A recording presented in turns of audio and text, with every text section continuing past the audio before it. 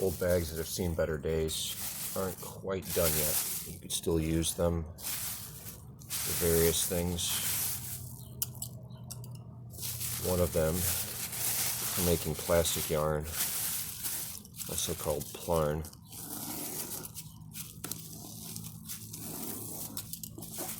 This, don't throw away, it's not done yet. And in this case, I'm going to be using the reverse wrap method because these bags are contrasting in color. Should show up pretty well on camera.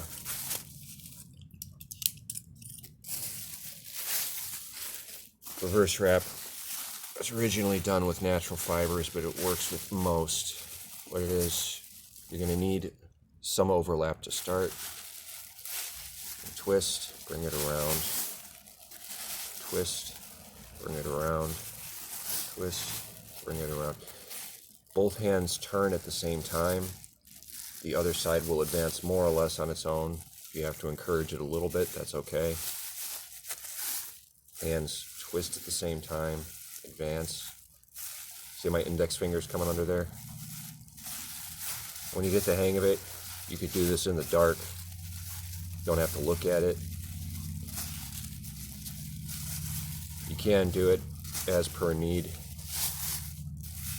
but it's better to do it when you have spare moments, which oddly enough is how the remaining Aboriginal peoples of the world do. Sit there while they're discussing other things to use the time. Rope. And that is the basics of the reverse wrap method.